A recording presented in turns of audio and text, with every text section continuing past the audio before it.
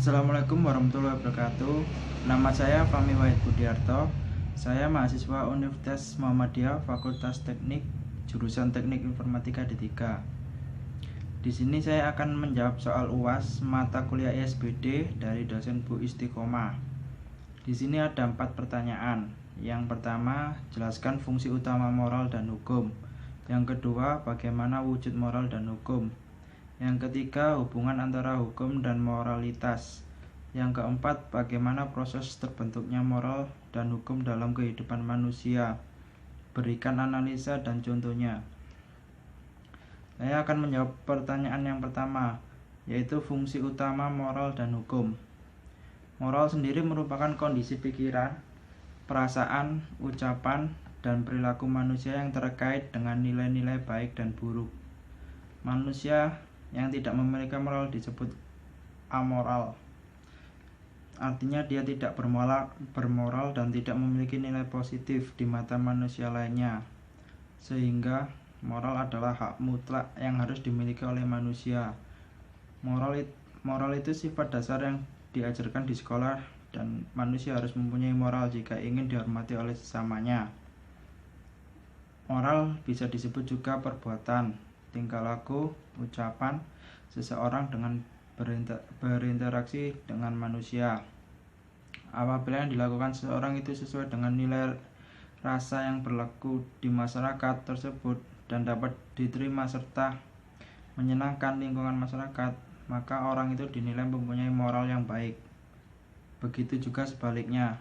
Moral juga dapat diartikan sebagai sikap, perilaku, tindakan, kelakuan yang dilakukan seseorang pada saat mencoba melakukan sesuatu berdasarkan pengalaman, tafsiran, suara hati, serta nasihat.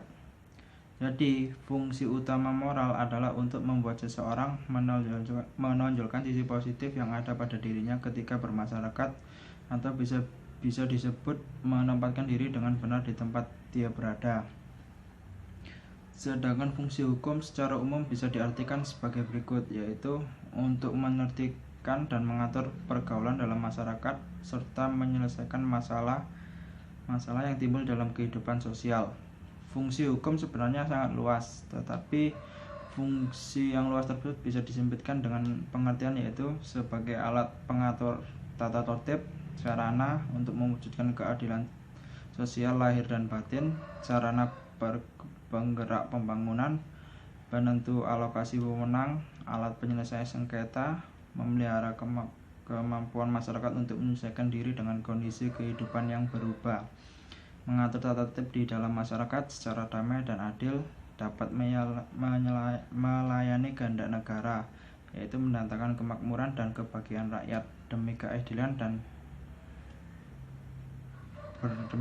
bagi rakyat dengan cara menjaga kepentingan rakyat. Fungsi hukum sebagai penertib dan pengatur pergaulan di dalam masyarakat serta menyelesaikan masalah-masalah yang timbul.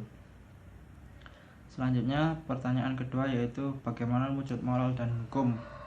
Pertama, saya akan membahas tentang wujud hukum. Secara umum, wujud dari hukum ada dua, yaitu hukum objektif dan hukum subjektif.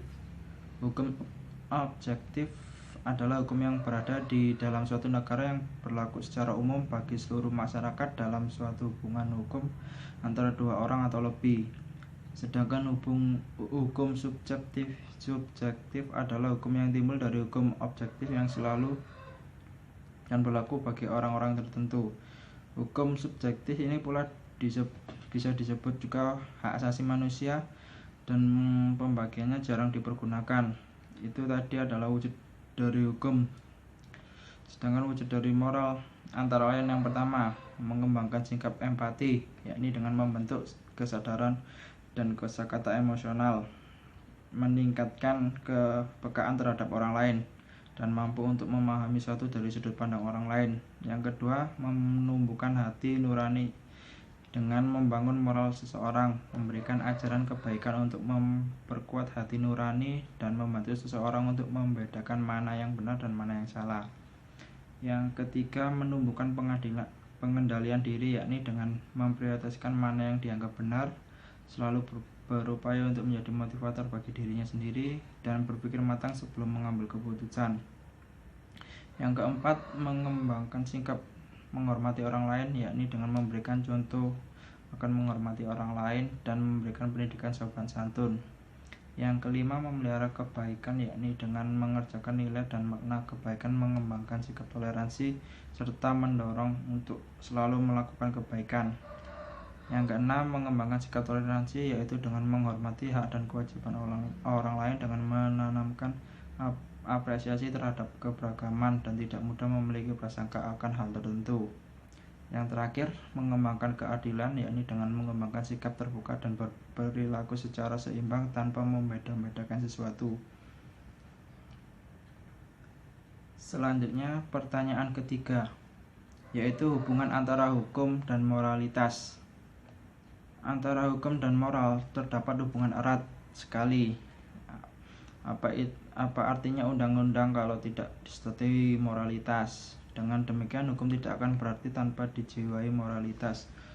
Hukum akan kosong tanpa moralitas. Oleh karena itu, kualitas hukum harus selalu diukur dengan norma-norma.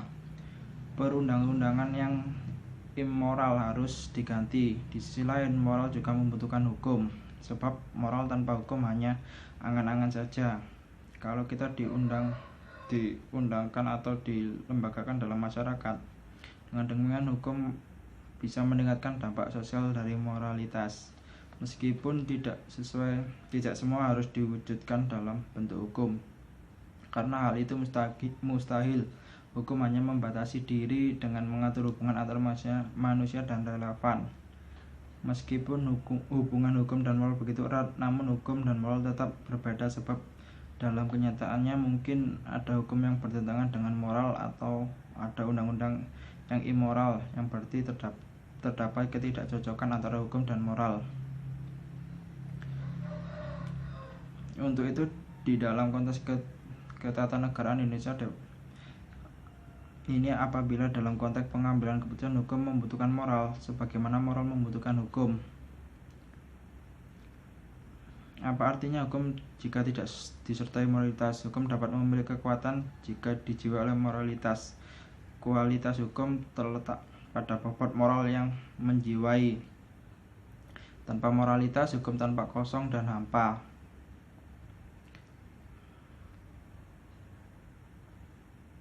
Selanjutnya, pertanyaan terakhir atau yang keempat, yaitu bagaimana proses terbentuknya moral dan hukum dalam kehidupan manusia. Berikan analisa dan contohnya. Dengan semakin banyaknya permasalahan sosial dewasa ini yang banyak diwarnai dengan masalah pertumbuhan penduduk yang demikian cepat, revolusi industri, perkembangan teknologi, serta modernisasi secara tidak langsung telah menimbulkan suatu tatanan baru atau gambaran sosial yang baru di dalam masyarakat saat ini. Perkembangan yang demikian ini membawa serta peranan dan pengaturan melalui berbagai bidang, umumnya di bidang moralitas dan di bidang hukum secara khusus. Permasalahan sosial selalu ada dalam suatu masyarakat ataupun negara. Bahkan sejak zaman dahulu sampai zaman sekarang, permasalahan sosial itu akan tetap selalu ada di dalam masyarakat dan negara. Untuk mengatasi permasalahan sosial tersebut dibutuhkanlah yang dinamakan dengan moralitas dan hukum. Baik moralitas dan hukum adalah artian masing-masing maupun moralitas dan hukum sebagai satu kesatuan. Dalam artian moralitas dan hukum sebagai satu kesatuan, maka dikenal suatu istilah yang dinamakan hukum moral. Sekian jawaban UAS dari saya. Assalamualaikum warahmatullahi wabarakatuh.